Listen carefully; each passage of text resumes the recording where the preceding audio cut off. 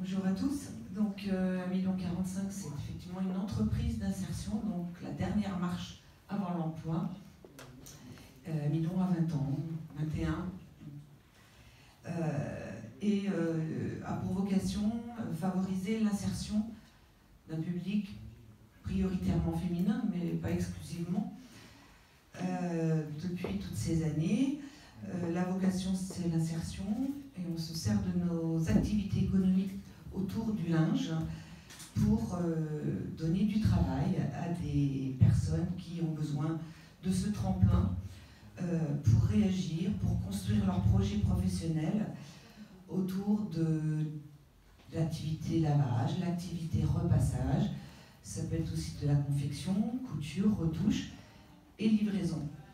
Voilà. C'est peut-être pour ça qu'il y a beaucoup de, malheureusement, que des femmes ou presque, parce que c'est une activité un peu trop féminine, il y a un peu d'hommes quand même chez vous, oui, dans le repassage et dans la couture.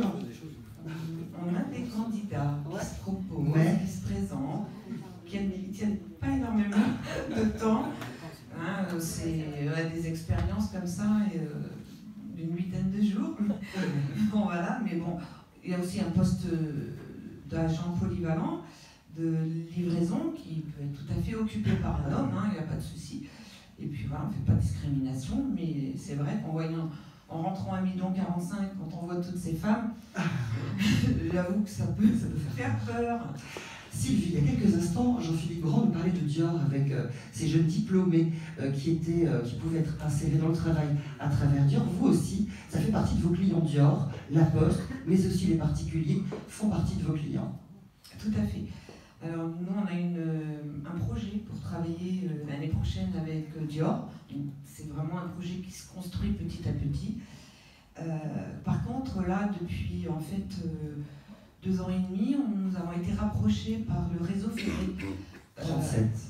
D'abord d'Orléans, Infraloc, le centre de Val-de-Loire, où effectivement c'est ce groupe de travail qui est venu nous voir en disant voilà, il se trouve que nous on se retrouve avec des tas de vêtements de travail, avec des couleurs très sympathiques, on ne sait plus quoi en faire, on change régulièrement et aidez-nous à les recycler. Est-ce que vous avez des idées? Est-ce qu'on peut les partager? Est-ce qu'on peut échanger? Donc il y a eu un travail sur plusieurs mois, sur des conseils, sur ce qu'on pourrait innover en termes de création, pour aussi nous développer effectivement une activité supplémentaire et donc embaucher d'autres personnes qui en ont besoin sur ce pôle de couture. Et puis, donc nous avons commencé par des petits sacs cabas, des petites choses, des prototypes en fait, que nous avons présenté à la direction du réseau ferré Infraloc Centre Val-de-Loire, d'Orléans donc, et qui a, alors j'ai apporté, je sais pas si... Oui, bien sûr, au contraire. Donc là j'ai apporté par exemple des polos qui ont été transformés en pochettes pour tablettes. Donc que l'on recycle, donc on prend tout, on prend la mousse sur d'autres vêtements, on habille les pochettes, et puis voilà, on crée des trousses, on crée des sacs. Tout ça à partir des vêtements voilà. des cheminots. Je vais essayer de vous trouver des petites choses. Et alors où est-ce que c'est vendu? Où est-ce qu'on peut les trouver à l'approche de Noël? Alors là par exemple, en fait c'est vraiment en interne, c'est la direction du réseau ferré, là c'est des protos que l'on fait pour le 37 donc, voilà. Où nous avons donc fait un petit échantillon, un petit échantillonnage de tout ce que l'on pouvait proposer, avec tout, récupération de fermeture, de tout. Et puis donc ces prototypes sont partis à un séminaire à Amsterdam, où le directeur a présenté en fait, pour le coup, l'orange en Hollande, a présenté tout ce qu'on faisait et tout ce qu'on pouvait faire pour eux.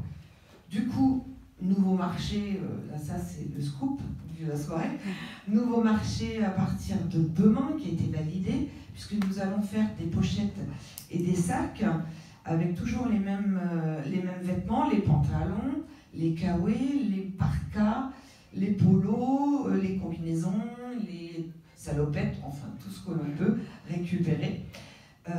Et donc là, les 30 directeurs nationaux de réseau ferré ont tous commandé leur prototype, voilà, et pour pouvoir le présenter dans leur région et trouver une structure d'insertion aussi pour pouvoir le faire et le réaliser. Parce qu'en fait, oui, voilà, c'est ça. Parce que vous, l'avantage principal, c'est qu'effectivement, vous allez créer de l'emploi. Tout à fait. Nous, autour de ça, on a recruté des personnes en parcours d'insertion qui, là, pour le coup, ont une connaissance du métier de couturière. C'est pas mon cas. Mais du coup, voilà, c'est faire des projets, les emmener, les distribuer au niveau national, et puis donner des idées pour d'autres associations. Oui, d'autres associations, en disant voilà qui est capable de faire de ces vêtements un outil de transformation, recyclé. Donc là, nous, on est complètement dans cet esprit-là, dans cette démarche-là, et on espère, effectivement, moi j'ai laissé les coordonnées d'Amidon pour qu'on vienne nous rencontrer, qu'on puisse partager ces prototypes, partager nos compétences, quelque part, et dire comment ça s'est façonné et comment on peut aujourd'hui arriver à rentrer intégralement dans l'économie sociale et solidaire avec le réseau ferré Infraloc de Centre Val-de-Loire. Et donc, on voit qu'il y a plein de petites choses à faire sur tout le territoire et qu'on peut développer ensemble quand on le veut. Je crois que les possibilités sont très diverses. Et derrière ça, pour moi, ce qui me semble vraiment le plus important, c'est plus on aura de commandes, plus on pourra embaucher de personnes, majoritairement chez nous, donc des femmes. Et sur notre commune, enfin notre département, j'ai envie de dire, il n'y a pas énormément non plus de structures d'insertion pour les femmes. Donc c'est un moment, voilà, peut-être que nos locaux vont devenir trop petits, et ça, c'est ce que j'espère. C'est ce qu'on vous souhaite, évidemment. Merci beaucoup Sylvie Lacroix, en tout cas pour ce témoignage qui va vraiment dans le sens de l'échange de cet après-midi.